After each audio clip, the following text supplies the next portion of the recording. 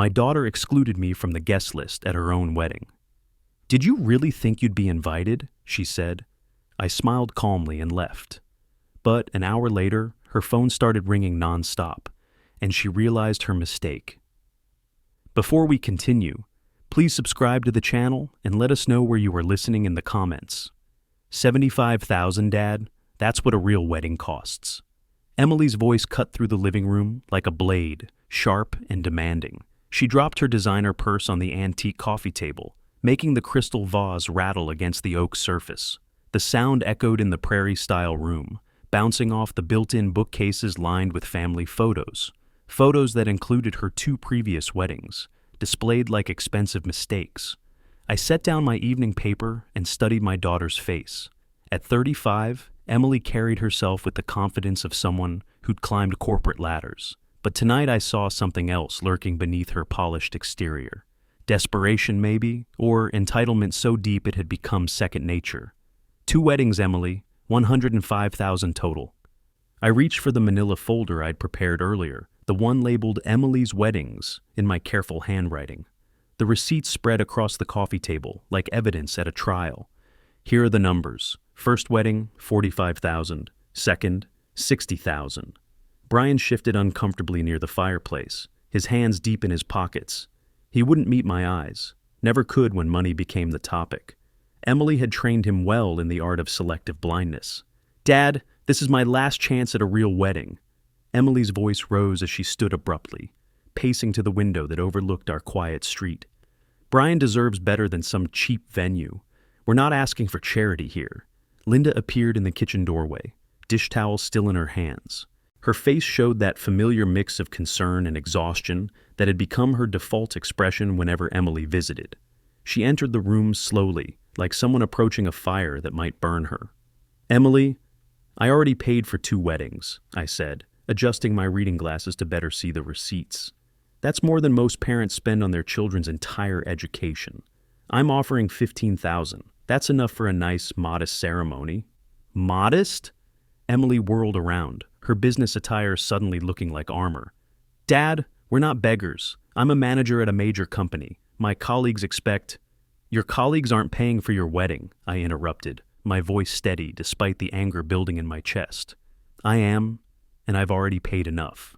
Linda positioned herself between us, her hands reaching out to touch both our arms, the eternal peacemaker trying to bridge an unbridgeable gap. Maybe we could find a compromise. "Mom, don't defend him."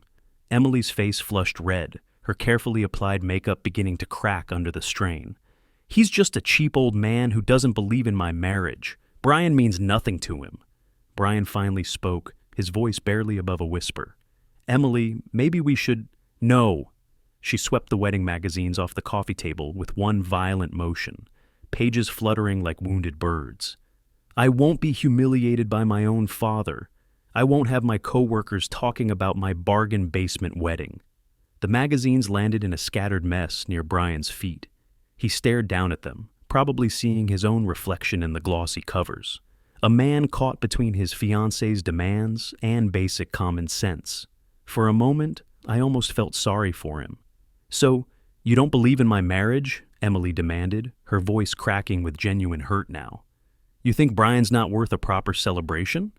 I stood up slowly, my knees protesting after a long day of organizing tax documents. "Emily, I believe in marriage. I've been married to your mother for 37 years, but I also believe in financial responsibility, something you've never learned." "Financial responsibility?" She laughed, but it sounded hollow. "From a man who clips coupons and drives a car older than my college degree?" "That car is paid for," I said quietly. "Just like this house, just like everything we own. We don't owe anyone anything because we live within our means." Emily grabbed her purse from the coffee table, her movements sharp and aggressive. "Fine. Keep your precious money. We'll find another way." "Emily, please," Linda started, but our daughter was already heading for the front door. "Come on, Brian." Emily's voice carried the authority she probably used at work, the tone that made subordinates jump. "We're leaving." Brian hesitated for exactly 3 seconds, looking at me with something that might have been an apology. Then he followed Emily, his car keys jingling in his pocket like chains. The front door slammed hard enough to rattle the windows. I watched through the living room window as Emily's red BMW reversed out of our driveway, brake lights glowing angry in the February darkness. The car disappeared around the corner, leaving our street quiet again, except for the distant murmur of the neighbor's television. Linda and I stood at the window, watching the empty street where our daughter's car had been. The silence stretched between us, heavy with things unsaid and choices made. Finally, Linda broke the quiet. "She took Brian with her." "She always does," I replied, gathering the scattered receipts from the coffee table. The numbers stared back at me, black ink on white paper, proof of good intentions and broken promises. Outside, the February wind rattled our windows, and I wondered if Emily would ever understand that love sometimes meant saying no. 30 minutes passed in careful silence after Emily's BMW disappeared. Linda and I remained at the living room window longer than necessary, both of us hoping the red brake lights might return, bringing with them an apology or at least a willingness to compromise. They didn't. Eventually, Linda moved to the kitchen, her evening routine kicking in despite the emotional upheaval. I heard the familiar sounds, cabinet doors opening, the whistle of the kettle, ceramic mugs meeting the wooden counter. When I joined her, she was already steeping chamomile tea, her stress response as predictable as sunrise. "Here." She handed me a steaming mug, her fingers trembling slightly. "Your nerves need this." I sat at our small kitchen table, the same one where we'd eaten breakfast for 20 years, where we'd helped Emily with homework when she was young and eager to please. Now it felt like a war room, where we were dissecting the wreckage of failed parenting. "Norman, maybe you were too harsh," Linda said, settling into her chair across from me. "She's our daughter."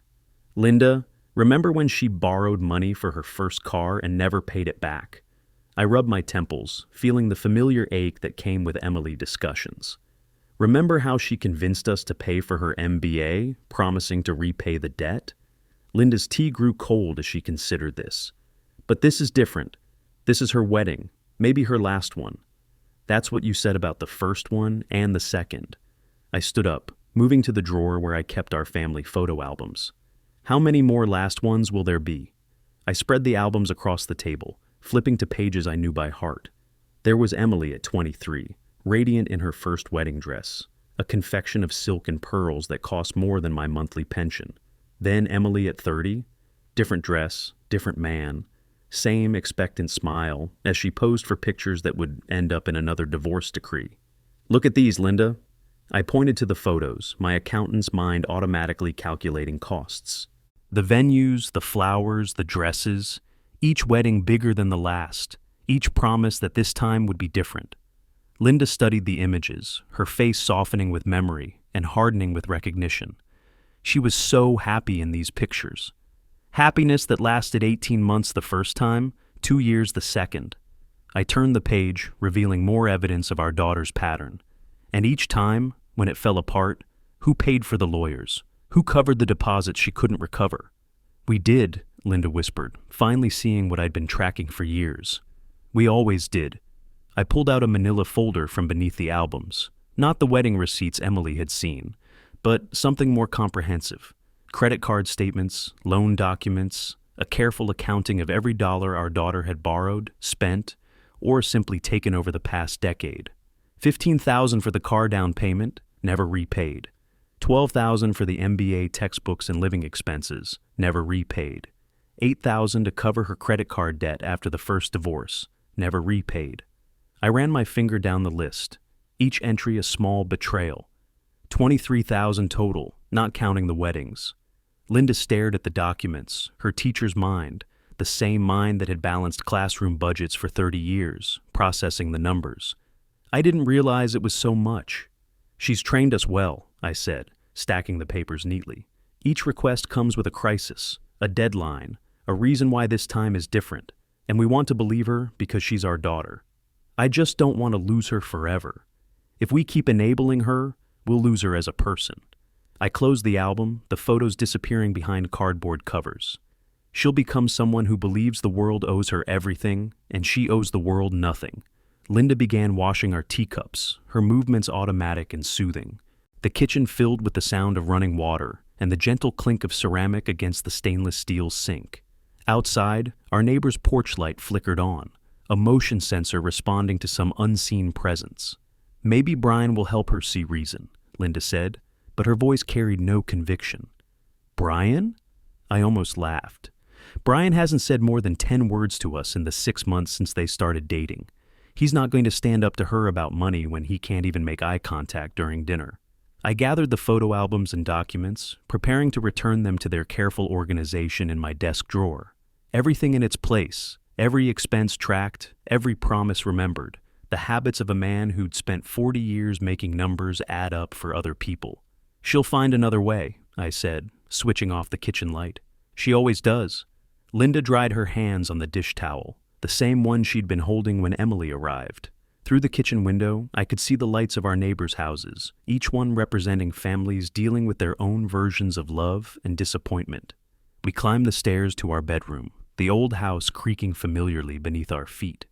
Tomorrow would bring new challenges, new requests, new opportunities to choose between enabling and loving.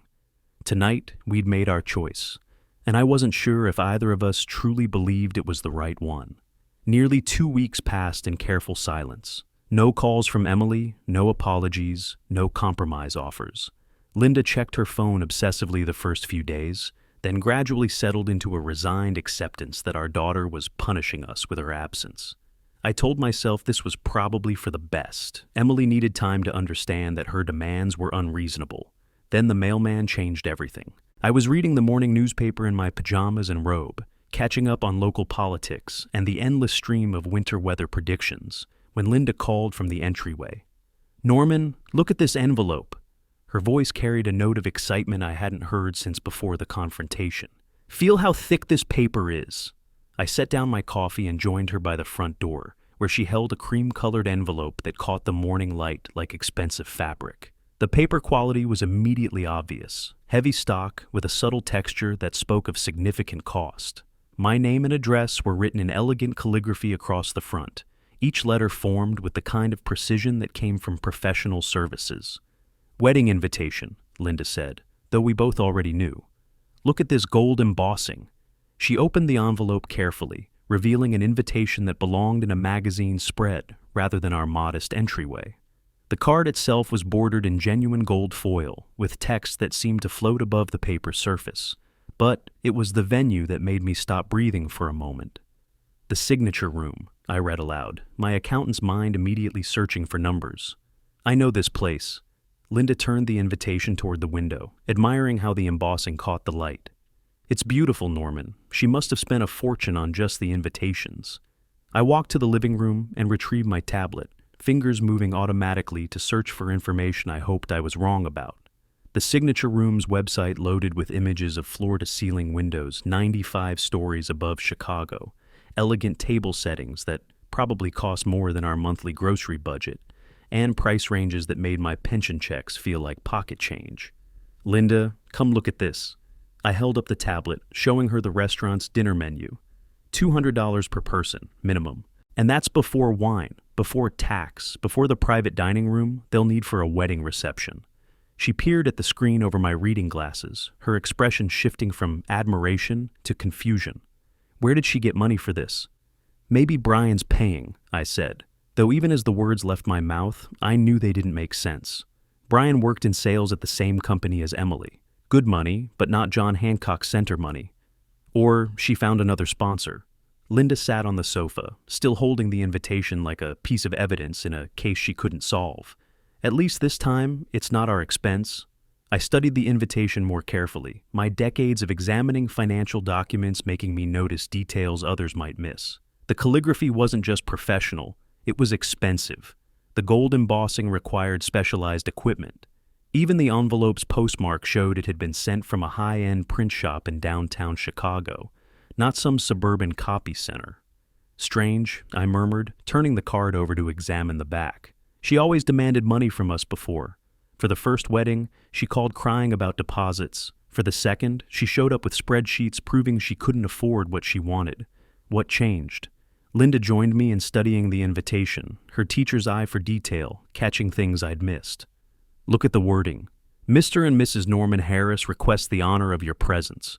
She's still listing us as hosts, even though we're not paying.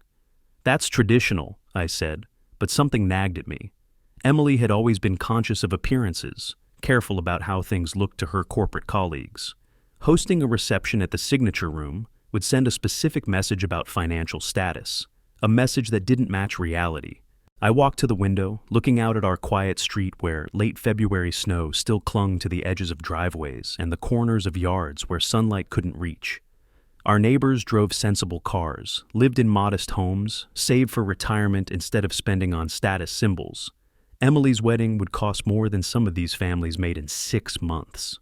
She couldn't afford this on her salary, I said, more to myself than to Linda. Even with Brian's income, even with perfect credit, the numbers don't work. Linda was examining the envelope again, running her fingers over the expensive paper stock. Maybe she got a promotion, or Brian's company gave him a bonus. But I was already calculating in my head, the way I'd done for 40 years when clients brought me their financial puzzles. Emily's salary as a mid-level manager, Brian's commission structure, the cost of living in their downtown apartment. None of it added up to signature room money. I held the invitation up to the morning light, studying the gold embossing with an accountant's attention to expensive details. Somewhere in the back of my mind, a small alarm was beginning to sound. Something doesn't add up here, I said quietly, but the words carried more weight than I intended. In my experience, when the numbers didn't make sense, there was usually a reason, and it was rarely a good one. 6 days passed since the invitation arrived. Despite his suspicions, I decided we should attend, if only to understand where Emily found the money. The wedding was approaching fast, and Linda's hopeful energy had infected even my skeptical heart. Saturday morning found us at Maisie's in Oak Park, standing before a 3-way mirror that reflected my uncertainty from multiple angles. The sales associate, a young man with perfectly pressed shirts and an eagerness to please, adjusted the shoulders of a navy suit that cost more than our monthly utilities. "This fabric weight is ideal for evening events, sir," he said, stepping back to admire his work. "Perfect for formal occasions." Linda sat nearby with shopping bags scattered around her feet, her face bright with the kind of optimism that came from believing family wounds could heal.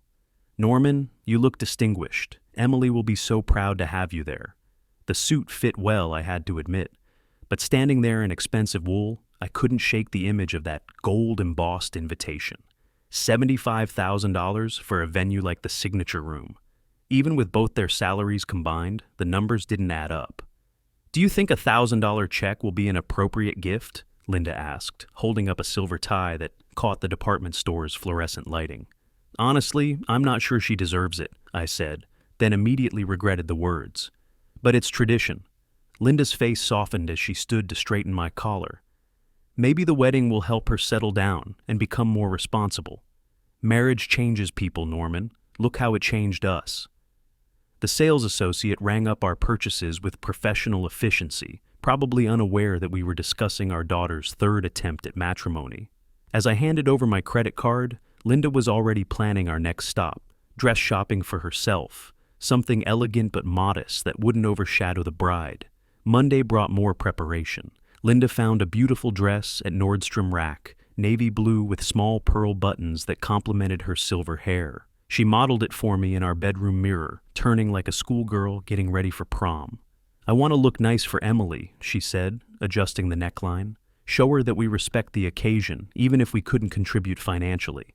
Wednesday, I called for a taxi reservation downtown, giving them the Signature Room's address on the 65th floor of the John Hancock Center.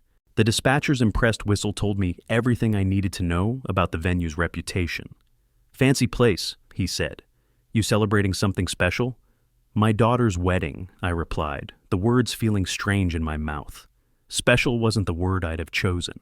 That evening I researched the restaurant online while Linda prepared dinner. The website showed images of floor-to-ceiling windows overlooking Lake Michigan, elegant table settings, and prix-fixe menus starting at $200 per person. For a wedding reception, with private dining room rental, flowers, photography, and all the other expenses Emily loved to accumulate, we were looking at a bill that could easily reach $75,000.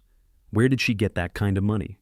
Friday morning, our final preparation day, Linda wrote out the wedding card with her careful teacher's handwriting. "To Emily and Brian," she read aloud, "may your marriage be filled with love, laughter, and financial wisdom. I raised an eyebrow at the last part. Financial wisdom? Well, they'll need it, Linda said, sealing the envelope around our $1,000 check, especially if they're starting married life with such expensive tastes. I placed the taxi confirmation in my wallet alongside the wedding invitation, both pieces of paper representing our complicated relationship with our daughter. The invitation felt heavier than it should, weighted with questions I couldn't answer and suspicions I didn't want to voice. That evening, I checked the restaurant address one more time on my tablet, memorizing the route from the John Hancock Center's Michigan Avenue entrance to the express elevators that would carry us 95 floors above the city. Everything was arranged, everything was ready. Linda called from upstairs, her voice echoing down to where I sat with the tablet's glow reflecting off my reading glasses. "Are you ready for tomorrow?" I closed the tablet and looked around our modest living room, thinking about the contrast between our careful financial planning and Emily's apparent ability to spend money that came from nowhere. "As ready as I'll ever be," I called back. But even as I said the words, I wondered if we were walking into something much more complicated than a simple family reconciliation. The taxi ride downtown took 43 minutes through Saturday afternoon traffic. Linda adjusted her pearls nervously as the elevator climbed to the 95th floor, the numbers ascending like a countdown to something I couldn't name. When the doors opened, we stepped into another world. Floor-to-ceiling windows wrapped around the restaurant, offering a panoramic view of Chicago that stretched to the horizon. Lake Michigan sparkled in the late afternoon sun, and the city below looked like an architect's model, perfect and distant. "Oh, Norman," Linda whispered, clutching her small purse tighter. "It's beautiful." The maitre d' approached with the kind of professional smile that came with expensive training. His black suit was immaculate, his posture perfect, his eyes already assessing our modest attire with polite neutrality. "Good evening. How may I assist you?" "We're here for the Harris Walker wedding reception," I said, straightening my new tie. "I'm Norman Harris, father of the bride." He consulted his tablet with practiced efficiency, scrolling through what I assumed was the guest list. His smile faltered slightly, then returned with renewed professional brightness. "I'm sorry, Mr. Harris, but I don't see your name on our guest list." The words hit me like a physical blow. "Perhaps there's been a mistake. I'm the bride's father." "Let me check again." He scrolled more carefully, then looked up with genuine confusion. "I do show a Linda Harris on the list, but no Norman Harris. Are you certain about the spelling?" Before I could respond, Emily appeared from the private dining room, radiant in a white dress that probably cost more than our monthly pension. Her face showed no surprise at seeing us, only cold calculation, as if she'd been expecting this moment. "Dad, you really thought you'd be invited after refusing to help?" The restaurant's elegant atmosphere suddenly felt suffocating. Other guests had begun to notice the commotion, their conversations dropping to murmurs as they turned to watch our family drama unfold against the backdrop of Chicago's skyline. "Emily," Linda said, her voice shaking, "what does this mean?" "It means people who don't support me aren't welcome at my celebration." Emily's voice carried clearly across the reception area, designed to ensure maximum embarrassment. "You made your choice, Dad. This is mine." I felt the weight of every eye in the room, the awkward silence that follows public humiliation. But 40 years of dealing with difficult clients had taught me the value of dignity under pressure. "I understand," I said, offering Emily a calm smile that seemed to surprise her. "Congratulations on your wedding." Linda stood frozen between us, her loyalty torn between husband and daughter. "Emily, surely there's been some misunderstanding." "There's no misunderstanding, Mom. You're welcome to stay." "Dad is not." Brian appeared beside Emily, his face flushed with discomfort. He wouldn't meet my eyes, instead focusing on something fascinating about the restaurant's marble floor. His silence spoke volumes about the kind of man my daughter had chosen to marry. I handed Linda the wedding gift envelope, our $1,000 check now feeling like a cruel joke. "Give this to them if you stay. If not, we'll discuss what to do with it later." Linda's eyes filled with tears as she looked between Emily's defiant face and my calm one. "I'm going with my husband," she said quietly, returning the envelope to my hands. Emily's expression hardened further. "Fine, but don't expect any more invitations to family events. You've made your priorities clear." The elevator descent felt endless, 95 floors of silence broken only by the mechanical hum of machinery and Linda's quiet sobbing. Chicago's lights began to twinkle as evening fell. The city transformed into something magical and unreachable. In the taxi heading home, Linda stared out the window at passing streetlights, while I sat with our unopened wedding gift in my lap. The evening traffic moved slowly, giving me time to process what had just happened, and to plan what would happen next. "She made her choice," I said, as our suburban street came into view. "Now, I'll make mine." Linda went straight to bed claiming a headache, but I knew it was emotional exhaustion disguised as physical pain. I sat in my home office, staring at my computer screen, while the evening's humiliation replayed in my mind. 40 years of accounting experience had trained me to recognize when numbers didn't add up, and Emily's wedding represented a mathematical impossibility that demanded investigation. The power of attorney documents sat in my filing cabinet, where they'd remained since Emily's second divorce in 2015. She'd needed someone to handle her finances during the emotional aftermath, and I'd agreed to help, never imagining I'd need to use those legal rights to investigate potential criminal activity by my own daughter. The Chase Bank website loaded with familiar efficiency. I'd helped Emily set up online banking years ago, back when she still trusted my financial advice. The power of attorney gave me legitimate access to all her accounts, a responsibility I'd never abused until tonight. Her checking account balance made my breath catch: $47,000. For someone who'd claimed poverty just weeks ago, demanding money for wedding expenses she couldn't afford, this represented wealth that defied explanation. I scrolled through recent transactions with the methodical approach that had served me through decades of auditing other people's finances. Salary deposits appeared regularly. Emily's corporate paycheck and Brian's sales commissions, both amounts I could verify against their stated income levels. Then I found it. March 3rd. Wire transfer from Whitman & Associates. $50,000. My hands trembled slightly as I screenshot the transaction. Whitman & Associates was Emily's employer, the corporate firm where she worked as a mid-level manager. But $50,000 represented nearly her entire annual salary, deposited as a single lump sum, with no explanation in the transaction notes. "Strange," I said aloud to my empty office. $50,000 from Whitman & Associates, March 3rd. That's not her regular salary. I opened another browser tab and searched for Whitman & Associates corporate information. The company specialized in government contract consulting, the kind of business that handled large federal accounts requiring careful financial oversight. Exactly the type of organization where embezzlement could happen if someone had access to client funds and loose internal controls. The timeline aligned perfectly with Emily's sudden confidence about wedding planning.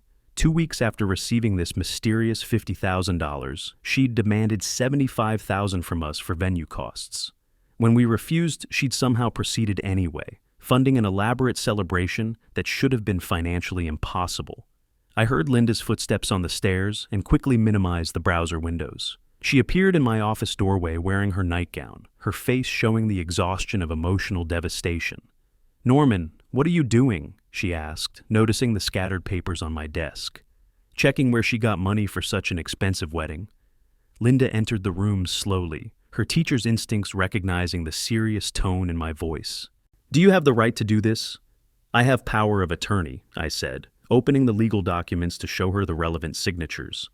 "And I have the right to know if my daughter is committing a crime." She sat in the chair across from my desk, the same chair where we'd planned our retirement finances and discussed major family decisions. "You think she stole money?" "I think she received $50,000 from her employer 2 weeks before demanding wedding money from us. I think that's either a remarkable coincidence or evidence of embezzlement." Linda stared at the computer screen as I showed her the transaction history. Her face went through several emotions: disbelief, understanding, and finally, a kind of resigned sadness that comes with accepting unwelcome truths about people you love. "What are you planning to do with this information?"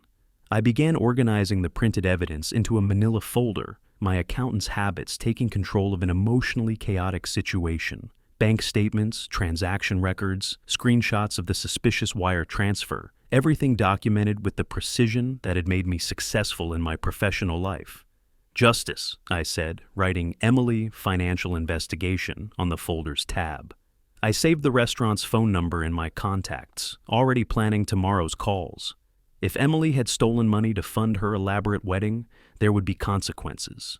The humiliation she'd inflicted tonight had crystallized my resolve into something harder than disappointed parental love. The computer's clock showed 11:27 p.m. as I turned off the monitor and filed the evidence folder in my desk drawer. Tomorrow would bring phone calls, investigations, and the kind of methodical pursuit of truth that had defined my career. Emily had made her choice at the restaurant. Now I would make mine. Norman woke at 6:30 a.m., having barely slept. By 9:15, he sat at his desk with printed evidence spread before him like a prosecutor preparing his case. Today, justice would begin.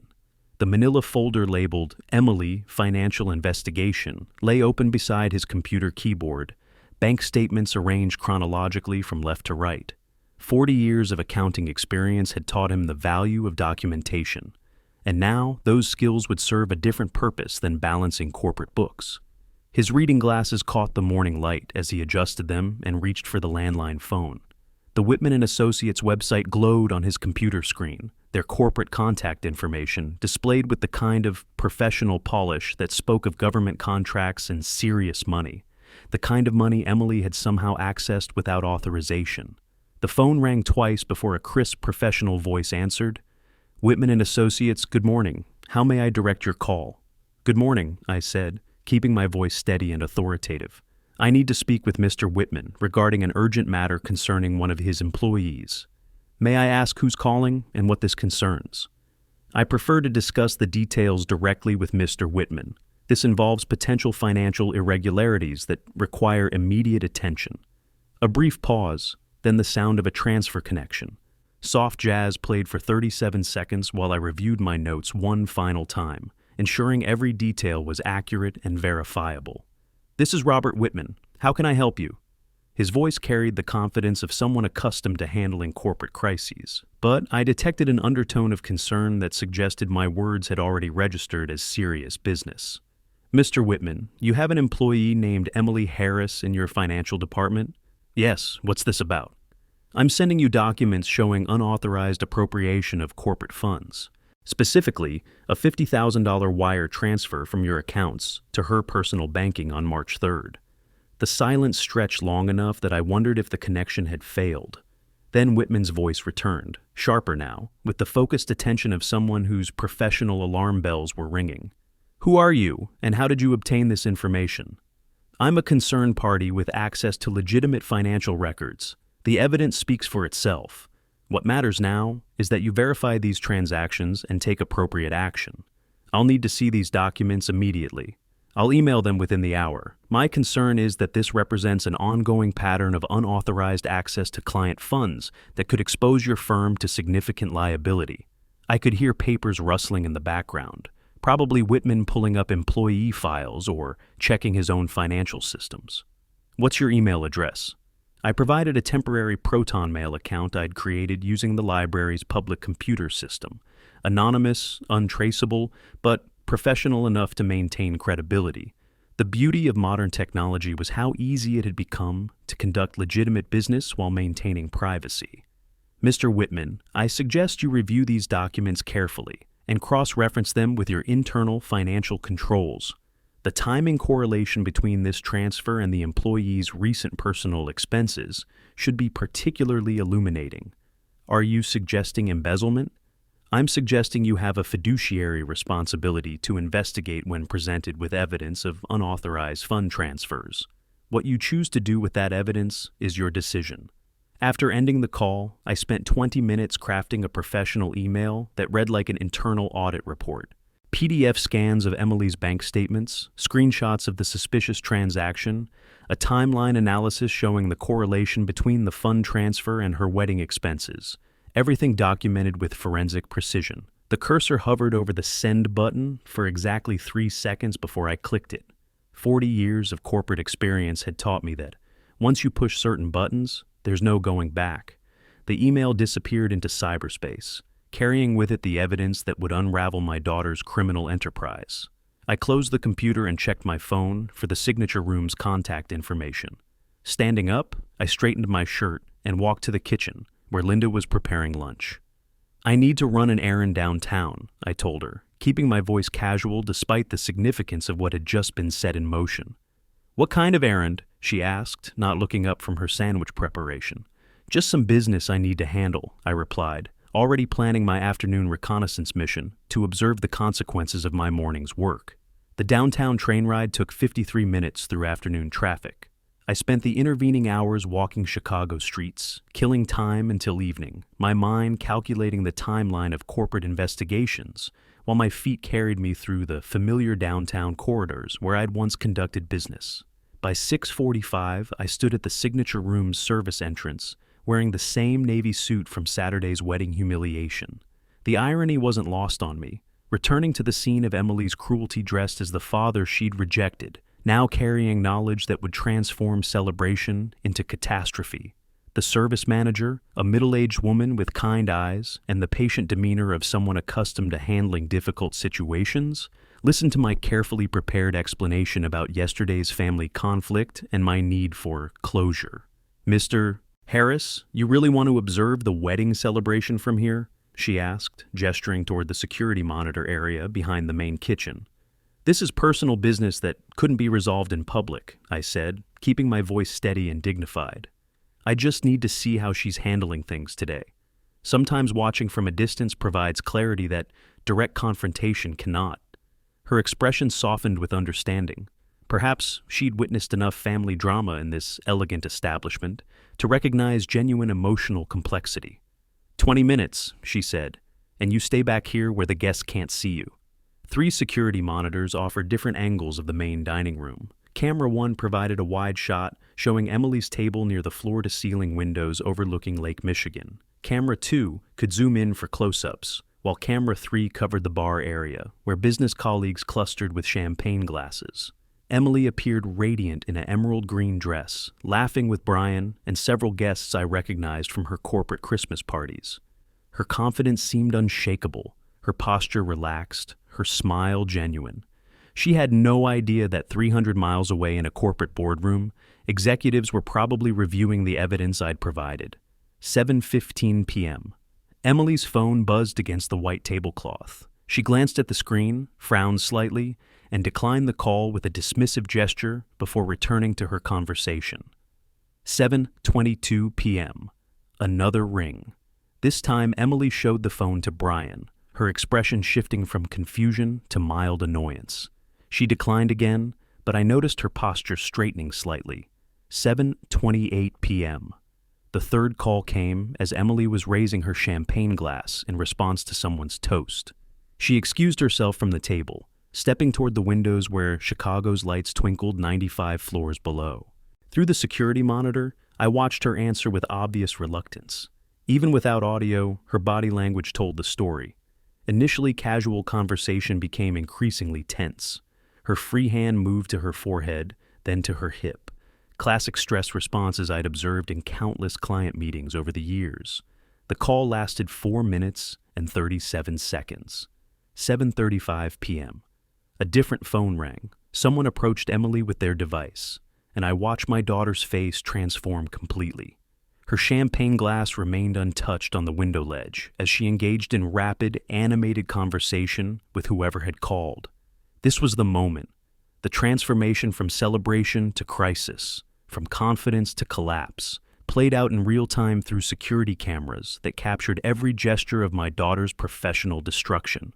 Emily's posture deteriorated rapidly. She leaned against the window frame, then paced between the glass and her table, her emerald dress catching the restaurant's elegant lighting, like a spotlight on her distress. Brian stood beside her, his hand on her shoulder, but she shook him off with sharp movements that suggested panic rather than comfort. By 8:15, Emily was gathering her purse with urgent, jerky motions while Brian settled their bill. Other guests looked concerned, but received no explanation. The couple who had arrived in triumphant celebration departed through the main entrance like refugees fleeing disaster. I watched them leave on camera 3, Emily's head down, Brian's arm around her shoulders, both moving with the rushed gait of people whose world had just collapsed. "Satisfied?" the service manager asked quietly. "Yes," I replied, checking my watch. 8:47 p.m. "Thank you for understanding." The elevator descent felt longer than Saturday's rise. carrying me back to street level, where Chicago's evening energy continued, unaware of the personal drama that had just concluded 95 floors above. On the train home, I stared out the window at suburban lights sliding past in the darkness, feeling a complex mixture of satisfaction and hollow victory. The wheels on the track seemed to repeat a rhythmic confirmation. It's done, it's done, it's done. 22 hours passed before Linda received the call. I spent the morning reading my newspaper at the kitchen table, waiting for the inevitable news while maintaining the careful facade of someone unaware of unfolding events. When Linda hung up the phone, her face was pale. "Norman, I have bad news about Emily." I looked up from the financial section, a detail that felt appropriately ironic given the circumstances. "What happened?" "She was fired yesterday. Something about financial violations." Linda's voice carried the weight of someone delivering news she didn't fully understand. "The company found irregularities in her accounts." My coffee mug remained steady in my hand, despite the surge of vindication coursing through my chest. 40 years of maintaining professional composure served me well in this moment of personal triumph. "That's serious. What about Brian?" "He still has his job, but there are other problems." Linda sat across from me, her hands folding and unfolding the dish towel she'd been holding when the phone rang. "The bank canceled their mortgage application yesterday. Something about Emily's employment verification failing during the final approval process. The dominoes were falling exactly as I'd anticipated. Corporate termination leads to failed mortgage approval, which leads to housing crisis, which leads to desperate children returning to parents they had recently humiliated. The precision of cause and effect was almost beautiful in its mathematical certainty. "What are they going to do?" I asked, knowing the answer, but needing to maintain my performance of concerned ignorance. "I was thinking—" Linda paused, her maternal instincts overriding any memory of Saturday's public embarrassment. "Maybe they could stay with us for a few days, just until they figure out their next steps." This was the moment I'd been planning for since clicking send on yesterday's email. Emily would come here, to our modest kitchen, stripped of her corporate arrogance and expensive confidence, needing help from the father she'd publicly rejected. "Let them come," I said, folding my newspaper with deliberate calm. "I have something to discuss with Emily." Linda's expression showed relief mixed with curiosity. "What kind of discussion?" "The kind that should have happened a long time ago." I stood from the table, carrying my empty coffee mug to the sink, where I rinsed it with the same methodical attention to detail that had characterized my professional life. Some lessons can only be learned through consequences. "Norman, what aren't you telling me?" I turned to face my wife, this woman who'd stood by me through 37 years of marriage, who deserved honesty but would receive only carefully measured truth. "I'm telling you that our daughter made choices, and now she's facing the results of those choices. Sometimes that's how people learn accountability." Linda studied my face with the sharp attention of someone who'd spent decades reading student behavior and parental evasions. "You sound almost satisfied about this." "I'm satisfied that justice sometimes works the way it's supposed to," I said, drying my hands on the dish towel she'd abandoned. "Emily thought she could humiliate us publicly and face no consequences. She was wrong." The kitchen clock showed 2:20 p.m., its steady ticking marking time toward the reunion that would determine whether my daughter had learned anything from her spectacular fall from grace. Outside our window, late winter sun slanted across our modest backyard, where nothing grew in March except patience and the slow satisfaction of vindicated principles. "When should I tell them to come?" Linda asked. I checked the clock again, calculating how long it would take Emily and Brian to pack their essential belongings and drive from their downtown apartment to our Oak Park home. "Give them an hour to pack. They'll need time to process everything that's happened." Linda nodded and reached for the phone, but I caught her wrist gently. "Linda, when they arrive, let me do the talking first. This conversation has been a long time coming." 2 hours after Linda's phone call, I heard the rumble of a diesel engine turning onto our quiet street. Through the living room window, I watched a white rental truck lumber toward our driveway, carrying the remnants of my daughter's collapsed life. The truck blocked our narrow driveway completely, its diesel engine idling with the mechanical persistence of machinery indifferent to human drama. Our neighbors' manicured lawns and warm window lights created a backdrop of suburban normalcy that made the crisis unfolding in our driveway seem surreal. Emily climbed down from the passenger seat slowly, as if the simple act of moving required tremendous effort. She stood on our sidewalk surveying the modest house where she'd grown up, her posture reflecting someone who'd never imagined returning under these circumstances. The confident corporate manager who'd demanded $75,000 just a month ago had been replaced by someone whose entire world had crumbled in 48 hours. Brian immediately moved to the truck's rear, opening the rolling door with efficient movements that revealed hastily packed belongings. Boxes labeled bedroom and kitchen in desperate handwriting, expensive furniture pieces that wouldn't fit in our modest rooms, wedding gifts still wrapped in their pristine packages, all the accumulations of a life that had been building toward permanence before collapsing into temporary storage. "Brian, I can't believe we ended up here," Emily said, her voice carrying across the quiet evening air. "Emily, this is temporary," he replied, lifting a heavy box with the determined optimism of someone refusing to acknowledge the magnitude of their situation. "We'll find a solution." "How could I have been so foolish?" She wrapped her arms around herself, watching him work while remaining frozen in place. "Now, Dad will know he was right all along. Maybe he'll understand, maybe he'll help." Emily's laugh held no humor. "You don't know my father. He never forgives." I stood behind our bay window, partially concealed by Linda's curtains, holding a coffee mug that had grown cold while I observed the consequences of choices I'd helped orchestrate. The view from inside our warm house to the driveway where my daughter faced her, reckoning felt like watching justice unfold in real time. Linda's footsteps moved through the house above me as she prepared the guest bedroom, arranging fresh linens with the maternal instinct that survived even the most complicated family dynamics. She'd already set out towels, cleared closet space, and stocked the bathroom with supplies, preparing for refugees from a disaster she didn't fully understand.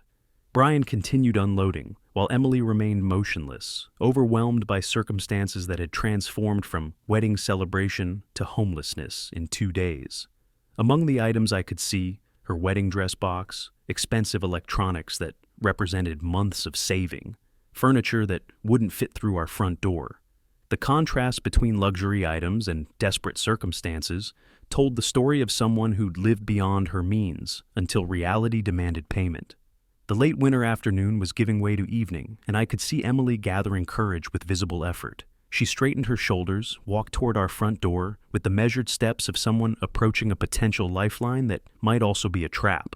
Brian noticed her movement and paused in his work, a box balanced on the truck's edge, watching his wife prepare to face the father she'd publicly humiliated just 2 days ago. His expression showed the worry of someone who understood that their future depended entirely on the next few minutes. Emily reached our front door, her hand hesitating over the doorbell that had welcomed her home countless times during her childhood. Through the glass panel, she could probably see my silhouette approaching from the living room. She pressed the button, and the familiar chime echoed through our house with the same tone that had announced her arrival for birthday dinners, holiday celebrations, and the countless ordinary moments that had built our family relationship before money and pride had complicated everything. Emily's finger hesitated over the doorbell. Through the glass panel, she could see movement inside, my familiar silhouette approaching. She pressed the button and heard the familiar chime that had welcomed her home 1,000 times before. I opened the door with deliberate slowness, my expression serious and measured. No welcoming smile softened my features as I looked at my daughter standing on the threshold between her old life and whatever came next. "Dad, it's me," Emily said, forcing brightness into her voice that couldn't quite mask her desperation. "Mom said we could stay here a few days." I studied her face for several seconds, noting the careful makeup that couldn't completely hide exhaustion, the expensive outfit that seemed inappropriate for someone moving out of a rental truck, the way her hands trembled slightly despite her attempt at confident posture. "Sorry, Emily, but your name isn't on the list for residents of this house." The words hit her like physical blows. Her carefully constructed composure cracked as she processed what I'd just said. Her own words from the signature room, delivered back to her with the same cold precision she'd used to exclude me from her wedding. "What?" She stepped forward, her hand reaching toward the doorframe. "Dad, this isn't funny. I need your help. Did you really think you'd be welcomed after refusing to invite me to your own wedding?" I kept my voice level, professional, the tone I'd used for 40 years when delivering unwelcome news to clients who'd made poor financial decisions. Behind her, Brian had noticed the conversation and dropped a box on the driveway, moving closer to provide support. That wouldn't matter if I chose to enforce the same exclusion Emily had imposed on me. "Dad, please!" Her voice rose with genuine panic now. "I have nowhere else to go." "Now you understand what it means to be excluded," I said, beginning to close the door with the same measured deliberation she'd used to dismiss me from her celebration. Emily's composure collapsed completely. "Wait, please, I'm sorry. I was wrong about the wedding." The door continued closing, despite her increasingly desperate pleas. Through the narrowing gap, I could see Brian approaching rapidly, his face showing the alarm of someone watching his wife's last hope disappearing. "Dad, don't do this. I'll do anything. I'll follow any rules you want." The door clicked shut with finality, leaving Emily on the outside, facing the solid wood barrier that separated her from shelter, family, and any solution to her crisis. Her muffled voice carried through the heavy door. "Dad, please, I need you." I stood in our entryway listening to my daughter's breakdown through 6 inches of oak, feeling the complex satisfaction of perfect justice delivered with surgical precision. She was experiencing exactly what she'd made me feel: exclusion, humiliation, the powerlessness of being judged unworthy by someone whose approval you needed. Through the side window, I could see Brian reaching Emily, his arms wrapping around her shaking shoulders as she collapsed against our door. Her sobs penetrated the wood, raw and genuine, in a way her corporate confidence had never been. For 15 minutes, I watched from my living room window as my daughter experienced complete emotional breakdown on my front porch. This wasn't the calculated manipulation she'd perfected over the years. This was authentic desperation from someone who'd finally encountered consequences she couldn't charm or demand her way around. Brian held her while she cried, his own face showing the strain of someone watching his new marriage face its first real test. Occasionally, he glanced toward our windows, probably wondering if anyone inside was witnessing his wife's collapse. The lesson was complete. Emily had felt the full weight of exclusion, had experienced powerlessness in the face of someone else's judgment, had learned what it meant to need something from someone who held all the power to grant or deny it. But watching her genuine anguish through our window, I felt something shift in my chest. Justice had been served. The account was balanced. She understood now what she'd done to me, felt it in her bones, in a way that would change how she treated people going forward. The question now was whether justice required permanent exile, or whether mercy could coexist with the lesson she'd learned. I returned to my window position, watching Emily collapse against the door. Her shoulders shook with sobs that penetrated the heavy wood. Brian noticed, dropped a box, rushed to her side. For 15 minutes, I observed my daughter's complete breakdown. This wasn't the calculated tears she'd used to manipulate me during previous financial crises. This was the raw desperation of someone who'd lost everything and faced the possibility of losing even more. She'd learned what exclusion felt like, experienced powerlessness, understood that her actions had consequences she couldn't charm her way around. The lesson was complete. Justice had been served. But as I watched her genuine anguish, something shifted in my chest. She'd felt the full weight of what she'd done to me. The account was balanced. Now came the harder question: whether mercy could coexist with education, whether love could survive the delivery of consequences. I walked back to the front door, my hand resting on the handle for several seconds, while I listened to her continued sobbing. Through the glass panel, I could see her leaning against Brian, her face buried in his shoulder, both of them looking like refugees from their own life. Emily looked up when I opened the door, her face tear-streaked and vulnerable in a way I hadn't seen since she was a child, facing disappointment she couldn't understand or fix. "All right," I said quietly. "Come in, but with conditions." Her relief was immediate and overwhelming. "Dad, I'm sorry. I was completely wrong about everything. Emily, you can live here, but only if you accept the rules," I continued, maintaining the authoritative tone that had governed my professional life and would now govern this family reconciliation. "What rules?" she asked, wiping her face with shaking hands. "First, respect for this house and its residents. No demands, no entitlement, no treating us like employees in your personal drama. Second, no money requests of any kind. You're adults. You'll solve your financial problems without involving our retirement savings. Third, you'll find work immediately and take responsibility for paying back whatever debts you've created." Emily nodded frantically. "I agree to everything. Just don't shut me out." This is your home, as long as you behave like a responsible adult, I said, stepping aside to let them enter. Brian followed Emily inside, carrying several boxes, his face showing gratitude mixed with awareness that their lives had just changed fundamentally. Linda appeared from the kitchen, her maternal instincts overriding any confusion about the emotional intensity she'd missed.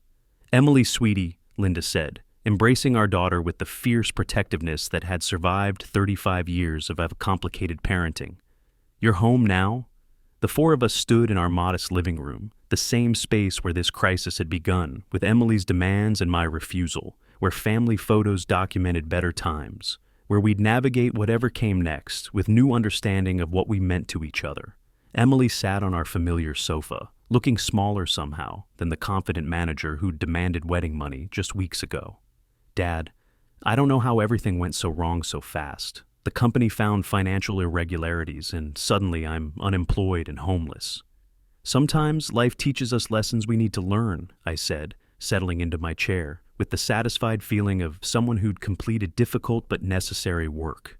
"The important thing is what you do with those lessons."